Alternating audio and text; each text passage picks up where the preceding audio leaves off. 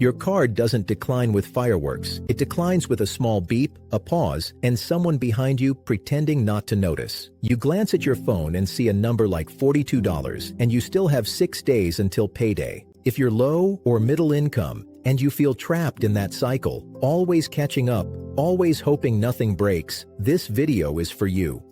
We're going to talk about the kind of broke that comes with embarrassment. The kind that makes you avoid your bank app, avoid texts, and avoid saying the words out loud. And by the end, you'll have a calm way to face the numbers and simple rules for how to talk about money without shame, without turning your life into a confession, and without letting other people's opinions run your choices. In the US, about 43% of families reported difficulty paying bills and expenses in 2024, almost 1 in 2. So if you feel alone, the numbers say you're not. But shame still convinces people to hide. This is Wealth Mentor Pro. Calm money and mindset for people who want stability first. Most advice on money shame says one thing: talk about it. That's true, but incomplete. If you're low or middle income, being open without boundaries can get you judged, pressured, or drained. What you need is honesty with control. Shame doesn't change your bank balance. It changes how you move through your life. It's like fog on the road. The road is still there, but you grip the wheel harder, you stop looking too far ahead, and you make rushed choices just to stop the feeling. That's why people avoid checking the account, avoid opening the bill, avoid the call from a creditor. It's self-protection, and then it backfires. A lot of people are living with a thin margin. In one major US survey, 37% would have to borrow, sell something, or couldn't cover a $400 emergency at all. That means a tire, a dentist visit, or one missed shift can flip the month upside down. And in 2024, about a third of people said they rarely or never have money left at the end of the month. So here's where we start, and it's simple. Today, set a timer for 10 minutes and write down one number: how much cash you have until payday. Not a perfect budget, not a spreadsheet, one number you can face. Because avoiding the number has a cost. Late fees, overdraft fees, and the quiet, I'll deal with it later tax that keeps the month tense.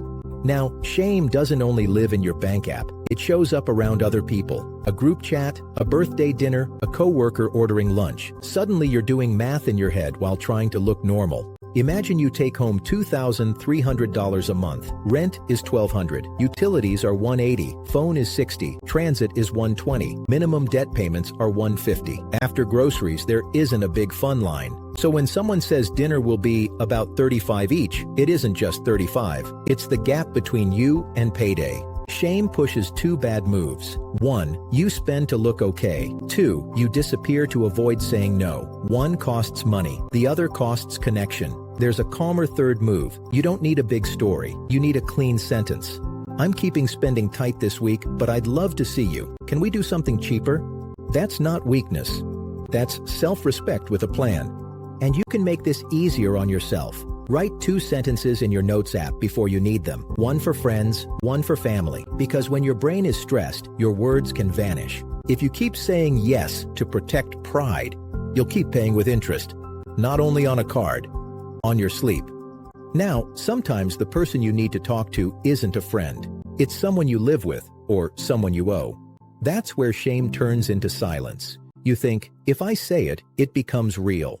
But it's real either way. Maybe you owe $900 on a card. You're making minimum payments, but the due date hits 2 days before payday. You're late often. A fee lands, interest lands, and the problem starts to feel bigger than the number. Or maybe it's a utility bill that jumped, and you leave the email unopened like it's a scary movie. Here's something true and not cute. I have avoided a money message before. Many people have. It doesn't mean you're weak. It means you're human. But if you want your life to feel calmer, you need a small dose of courage in the right direction. Make one money call when you have 5 minutes of bravery. Ask one question. Do you have a hardship plan, or can I change my due date? That's not begging. It's logistics. Because the cost of ignoring it isn't only fees, it's identity. You stop saying, I'm short. You start saying, I'm a mess. And that story makes everything harder. So here's the shift. You can talk about being broke without shame by leading with facts and boundaries. Not, I'm terrible with money. More like, My numbers are tight right now, and I'm working a plan. And what is the plan if you're not trying to look rich, just trying to breathe? Shame doesn't disappear in one big moment. It fades when you practice calm truth again and again, even when it's uncomfortable. Let me ask you something. What's the hardest money conversation for you right now?